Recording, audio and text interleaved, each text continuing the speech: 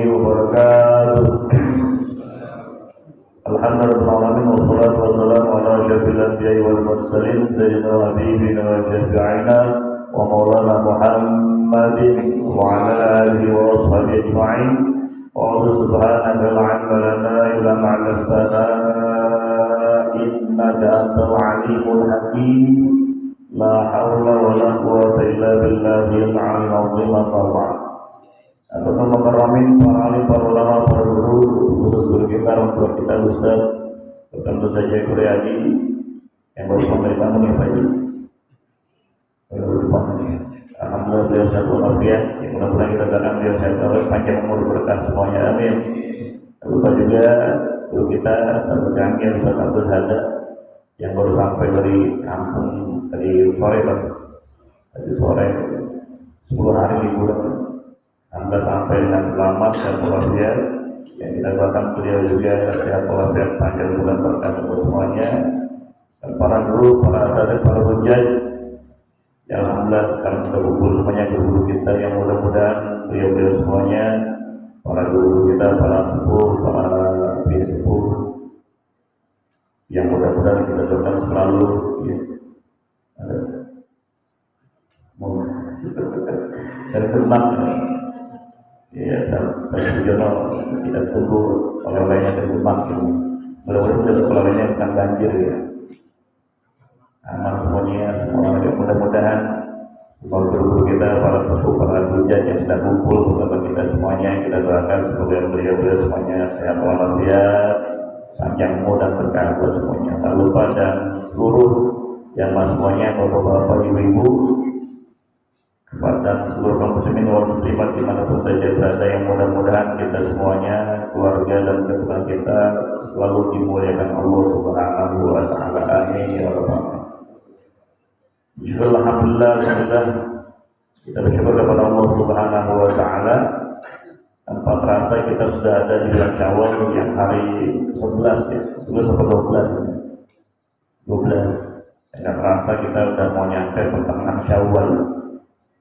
Ramadan sudah kita tinggalkan, yang mudah-mudahan tentunya semangat Ramadan, spirit Ramadan semuanya tetap hidup dalam diri kita, sehingga kita semuanya bisa mengisi hari-hari kita, sisa-sisa umur kita dengan amal ibadah yang sudah kita laksanakan di 14 Ramadan yang lalu. Amin ya rabbal alamin. Karena nasihat Imam Hasan al-Basri itu beliau katakan, ahsin fima baqiya yaghfir laka ma mada.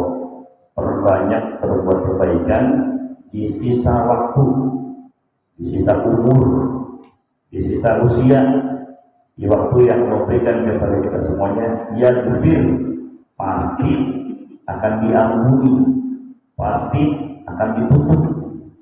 Ghafar itu nutup, cover atau ampuni. Jadi kalau ghafar itu secara bahasa bisa kita artikan mengampuni, bisa mengartikan menutup.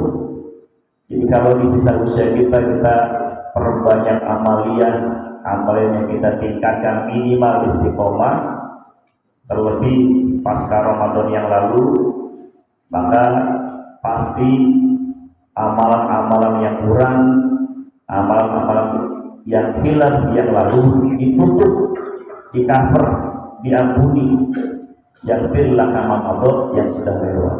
Mudah-mudahan amalia Ramadan kita yang sudah pasti banyak kurangnya yang lalu, amalia dosa-dosa kita pasca Ramadan yang lalu, mudah-mudahan Allah tutup dan tentunya Allah ampuni semuanya dan diganti ke depan dengan kebaikan. Amin ya rabbal alamin. Salam kita kirimkan kepada Nabi Muhammad sallallahu alaihi wasallam, keluarga beliau, sahabat Nabi, mudah-mudahan kepada kita semuanya, mudah-mudahan kita semuanya kelak mendapatkan syafa'at umat beliau yang mulia. Amin ya rabbal alamin.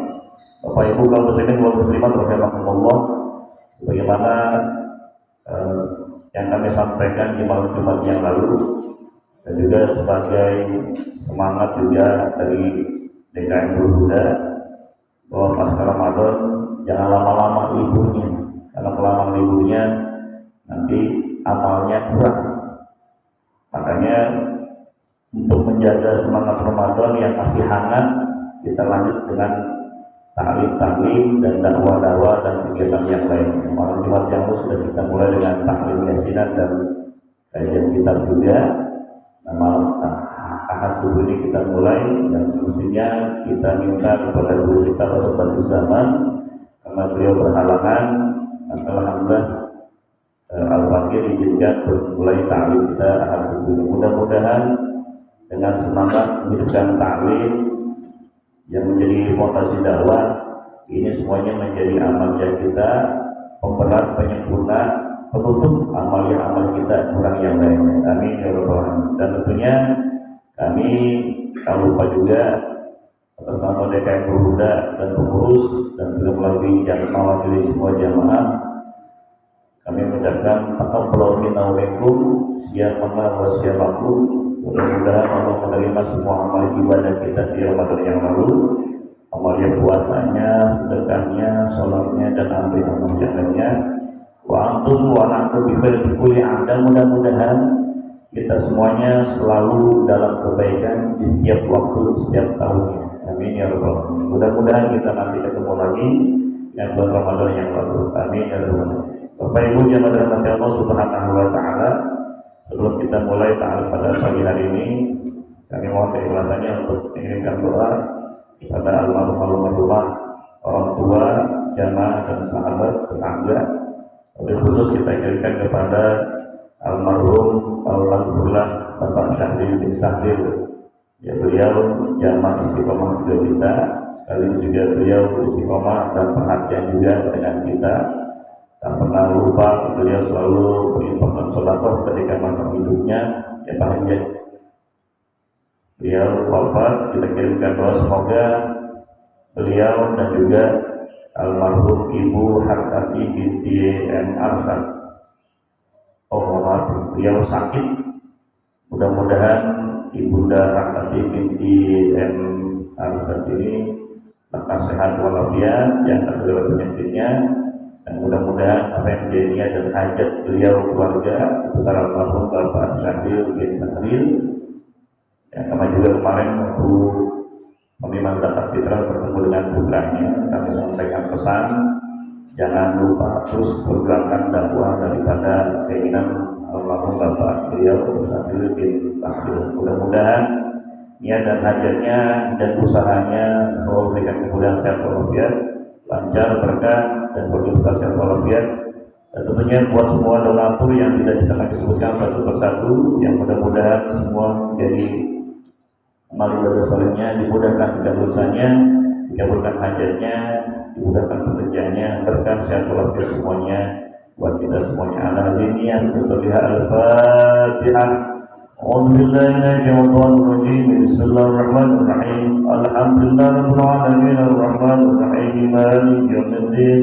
إياك نعبد وإياك نستعين اهدنا الصراط المستقيم صراط الذين أنعمت عليهم غير المغضوب عليهم ولا الضالين آمين. Yang kedua kita ingat kepada Syekh Al-Albani, mudah-mudahan ilmu yang beliau tuliskan kitab ini kita pelajari membawa keberkahan buat kita semuanya. Manfaat ilmunya juga buat anak dan keluarga kita yang sedang belajar. Al-Fatihah. A'udzu billahi minasyaitonir rajim. Bismillahirrahmanirrahim. Alhamdulillahirabbil alamin arrahmanir rahim maliki yaumiddin. Iyyaka na'budu wa iyyaka nasta'in ihdinas siratal mustaqim siratal ladzina an'amta 'alaihim ghairil maghdubi 'alaihim waladdallin. Amin. Bismillahirrahmanirrahim. Kalau Mustafa rahimahullah wa ta'ala beliau bersalam beberapa waktu yang lalu sebelumnya kita masih ada di bab fasl fi ta'zimil ilmi wa ahli, bab menerangkan tentang memuliakan ilmu dan ahlinya atau gurunya atau pemilik ilmu atau ulamanya. Di sini diceritakan ketika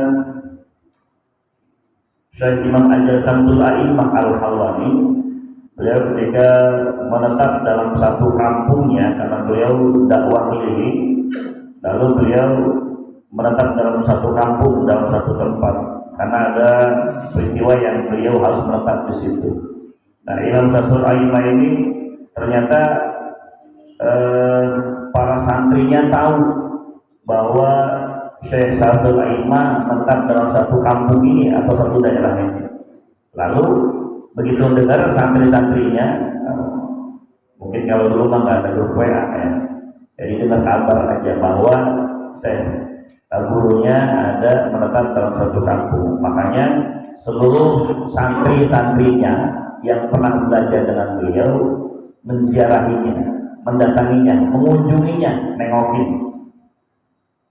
Tapi ada satu santri yang nggak nengokin, Syekh Al-Imam Qadi Ali Bakrin Az-Zarnuji. Nah ini ada satu santrinya yang nggak ikut nengokin,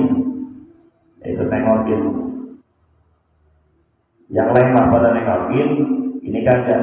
Nah ketika ketemu gurunya, ditanya sama gurunya, saya Sa'dul Aimah, ya saya Abu Bakar Az-Zarnuji, lima tazul,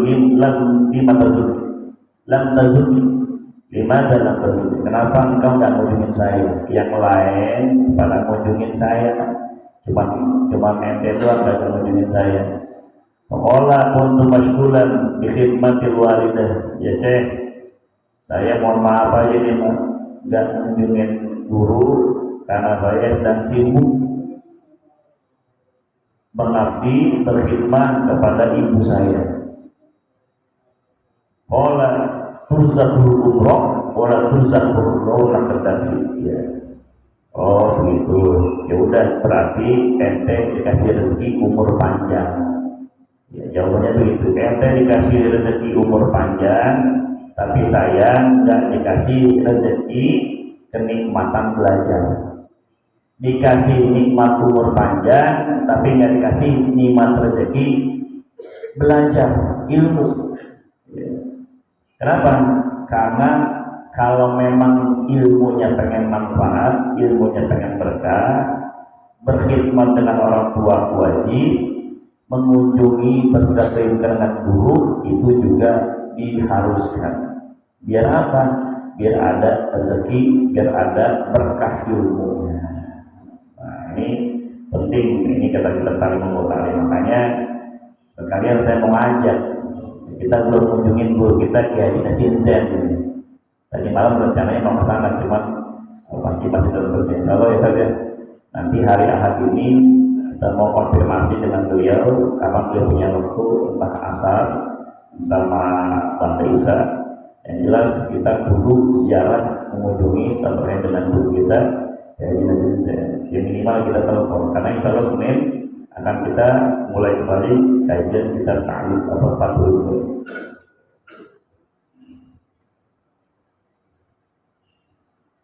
Wa innahu kana kadzalika fi antari al-qadi fil qura wa lam yantazim lahu ad-dars. Nah, jadi akhirnya begitu kejadiannya. Jadi karena beliau sibuk dengan urusan yang lainnya, tapi tidak menyempatkan berkunjung dengan gurunya, akhirnya sepanjang waktunya begitu aja. Jadi nggak pernah mengunjungi gurunya. Nasihat. Walau yang tazim lakukan, tapi saya ilmunya tidak bermanfaat. Kemudian pelajarannya tidak memberikan manfaat dengan sekelilingnya. Faman ta'adza minhu ustadahu yahrumu barakatul ilmi. Siapa yang menyakiti gurunya, maka akan terhalang keberkahan ilmunya. Walain tabiu bihi illa qalilan, tidak bermanfaat kecuali sedikit ilmunya. Innal muallima wa tabiba kilahuma la yasuhani lahuma la yukrama. Ini ada saya. Innal muallima wa tabiba kilahuma la yasuhani lahuma la yukrama. Sesungguhnya guru dan dokter keduanya itu la yasuhani lahuma la yukrama. Mereka itu tidak akan memberikan nasihat kalau mereka tidak dihormati, guru dan dokter. Wasbir lidaika in jabata tabibaha. Bersabarlah dengan penyakitmu kalau nyakitin dokter.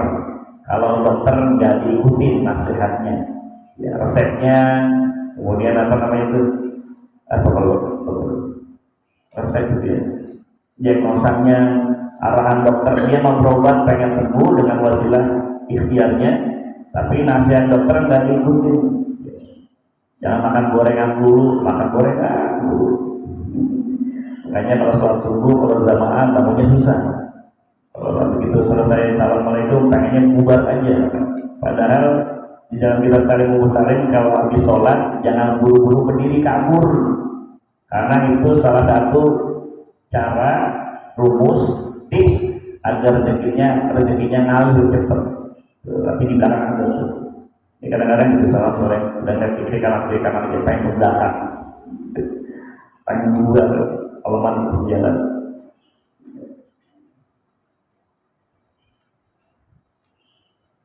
Bersabarlah dengan penyakitmu kalau menyakiti dokter. Wakna bijahlika, dan merasakanlah dengan kebodohanmu, merasa cukuplah dengan kebodohanmu.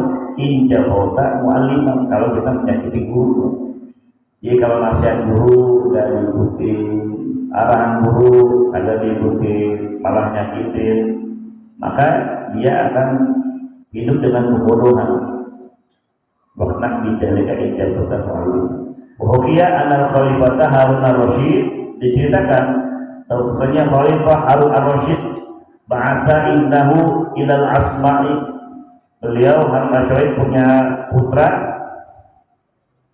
ya, punya putra untuk belajar, dikirim ke Kiai Asma'i, Syekh Asma'i, liyu'allimahu ilma wal adab, agar putranya ini belajar ilmu dan adab. Karena ilmu dan adab ini tidak boleh dipisahkan. Ilmu tanpa adab kosong, adab tanpa ilmu sia-sia, kembali dibilang. Ilmu tanpa adab kosong, percuma. Maksudnya tidak tidak bermanfaat. Tapi adab tanpa ilmu sia-sia. Kullu man bidua ilmin ya'malu a'malu man lam tulus. Setiap amal yang diamalkan tanpa ilmu, maka amalnya tidak diterima.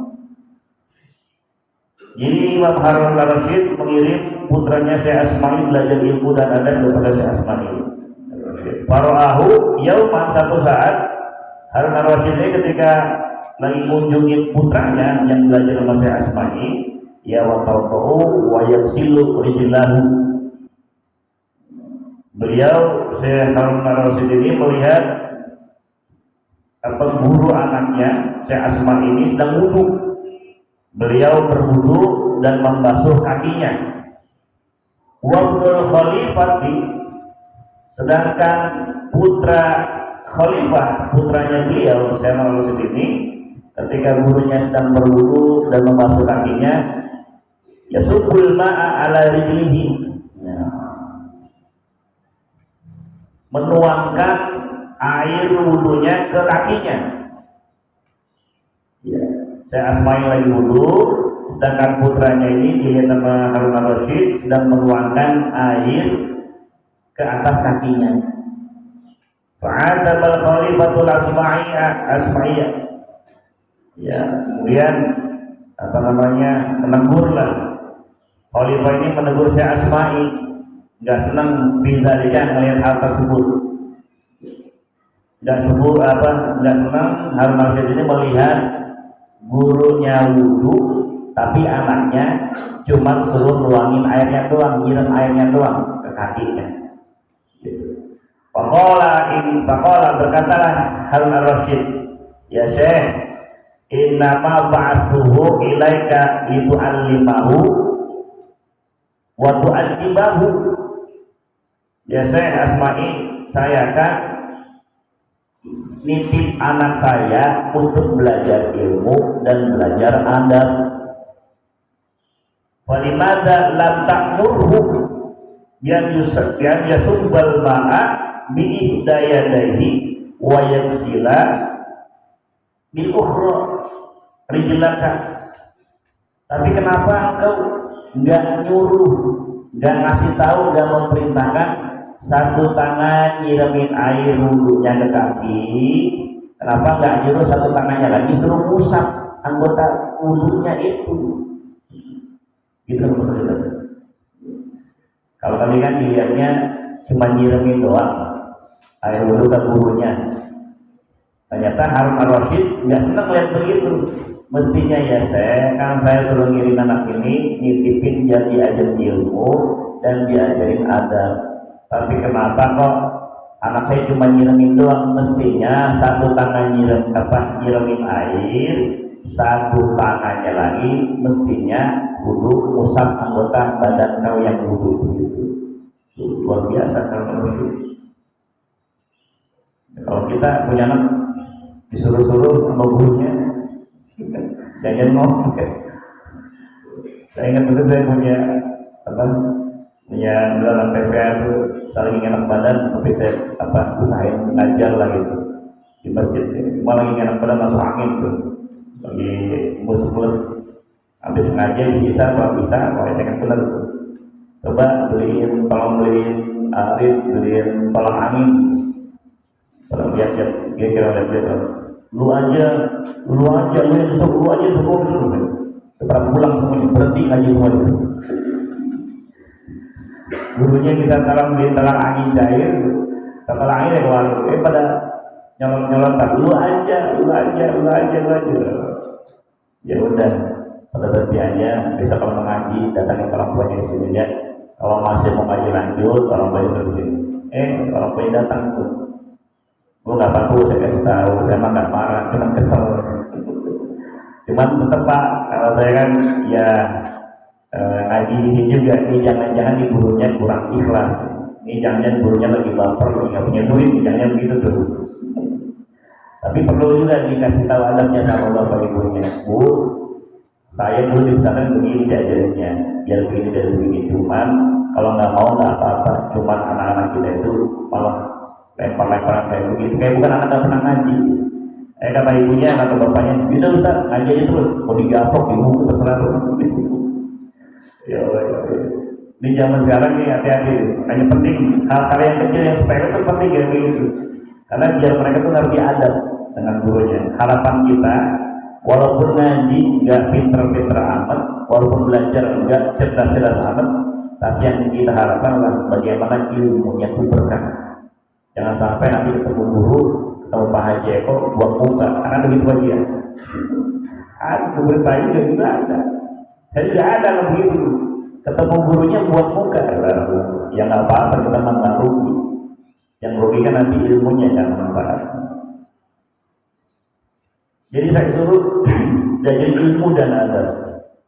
Jadi saya pesan buat saya pribadi Pak dan kita semuanya. Jadi buat anak-anak kita yang belajar, ya diselipinlah pesan-pesan adab itu. Karena kita melihat zaman sekarang itu belajar adab itu sangat kurang. Pelajaran agama di sekolah mungkin 2 jam, 2 jam, 2 jam di sekolahan. Gurunya juga belum tentu yang mereka belajar ta'lim. Betul nggak Pak? Kalau saya pribadi ya. Mungkin kalau Pak Haji walaupun gak ada pesantren tapi belajarnya dulu tuh beda sama belajar sekarang, guru sekarang belajar nggak semua instan. Jadi yang paling penting buat kita semuanya menyelipkan pesan-pesan adab buat putra-putri kita yang belajar. Kalau lagi minum, coba yang paling gampang, minum jangan sambil berdiri dia dulu karena Rasul begini.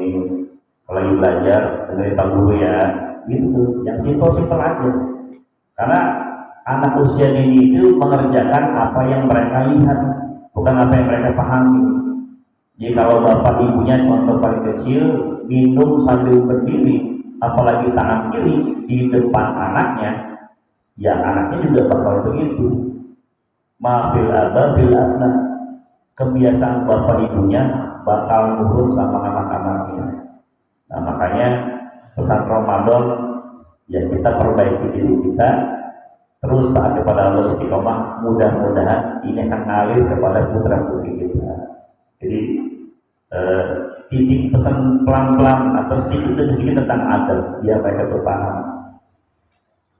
Wa min ta'zimil ilmi ta'zimul kitab, dan termasuk memuliakan ilmu itu adalah memuliakan kitab atau buku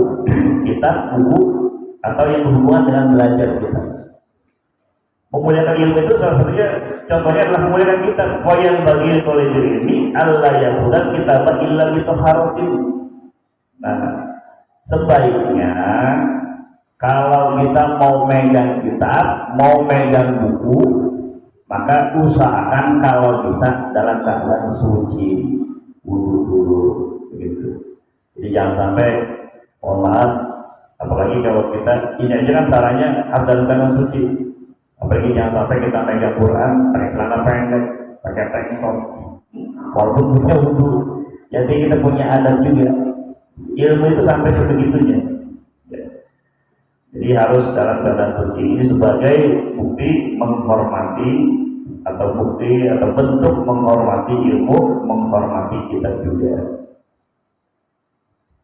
Nah, ini sampai sini aja dulu, nanti kita lanjut lagi. Ini masih awal. Mudah-mudahan manfaat, termasuk juga memuliakan kitab itu kita pesanin sama anak-anak kita yang belajar, Pak. Buku-bukunya bentuknya disampul, jangan sampai bukunya gambar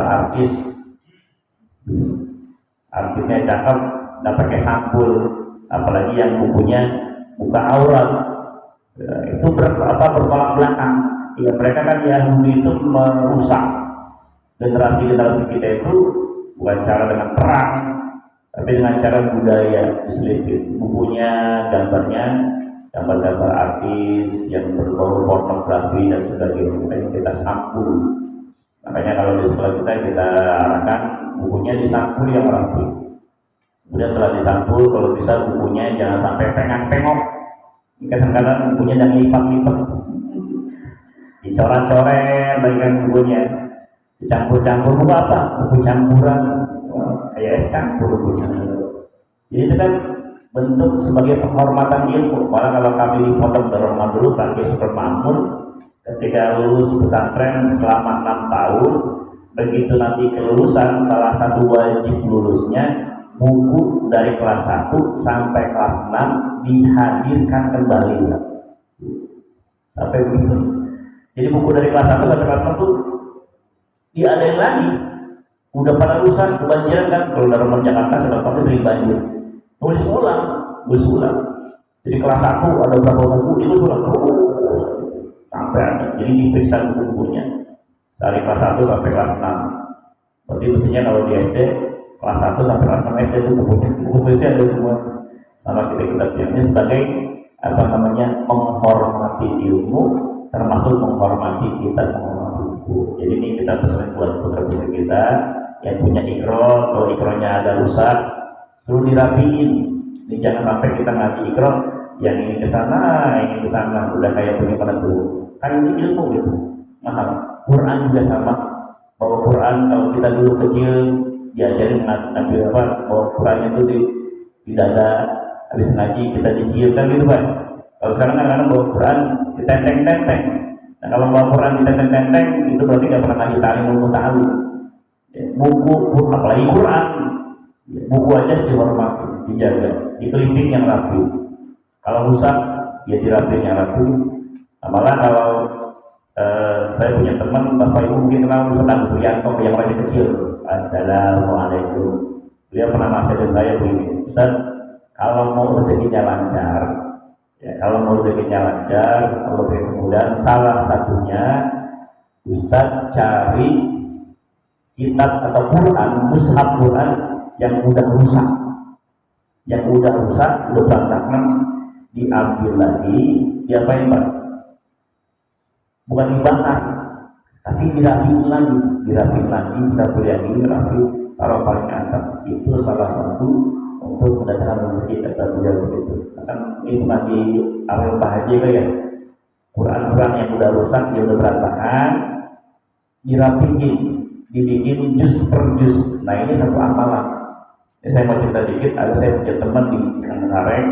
Ketika beliau baru buka usaha air minum, ini usahanya agak sulit. Nah ketika beliau datang ke teman saya, almarhum namanya Fajar, sudah meninggal beliau, sama teman saya juga. Nah dia dinasihatin kalau mau usahanya lancar, satu, sedekah buat anak yatim piatu. Udah Ustaz, banyakin tambahin. Yang kedua Pak, yang kedua ini rada aneh dan rada bingung. Apa kata beliau? Kalau mau usahanya lancar, rezekinya lancar, kerjaannya mudah, Quran itu jangan ditaruh paling bawah. Quran jangan taruh paling bawah. Dia bingung. Nah begitu pulang ke rumah, saya namanya Junaid. Nah, sampai di rumah dia bingung karena nyampe 6 tahun Quran jangan dibawa. Bingung dia. Jadi semua rumahnya dia diobrak-abrik lah. Yang lemarinya, yang gudangnya. Ternyata Bapak Ibu ada satu lemari pakaian, begitu dia bongkar itu ada paling bawah, Qurannya ada di paling bawah. Jadi Quran itu taruh paling bawah Pak, di bawah pakaian yang nggak terpakai. Oh ini maksudnya pesan guru saya Fajar Al-Mahfudul. Quran jangan taruh di bawah, artinya Quran itu taruh di atas, kedua dibaca. Nah ini kan bentuk menghormati ilmu, menghormati Quran, apalagi yang kaitannya dengan kita ujian. Mudah-mudahan dengan amalan ini kita bisa melaksanakan, termasuk juga buat generasi-generasi kita yang mungkin jarang mendapatkan nasihat-nasihat ini di sekolah. Karena adab itu ada ketika belajar tentang adab. Mudah-mudahan manfaat buat saya pribadi dan khususnya buat kita semuanya. Umumnya mudah-mudahan tentunya putra-putri kita dan kita semuanya sedang belajar ilmunya manfaat dunia wal akhirat, bermanfaat buat pribadinya, bermanfaat buat keluarganya, bermanfaat buat masyarakat umumnya. Amin ya rabbal alamin. Al-Fatihah. Bismillahirrahmanirrahim. Alhamdulillahirabbil alamin arrahmanir rahim maliki yaumiddin iyyaka na'budu wa iyyaka nasta'in ihdinas siratal mustaqim siratal ladzina an'amta 'alaihim ghairil maghdubi 'alaihim waladdallin.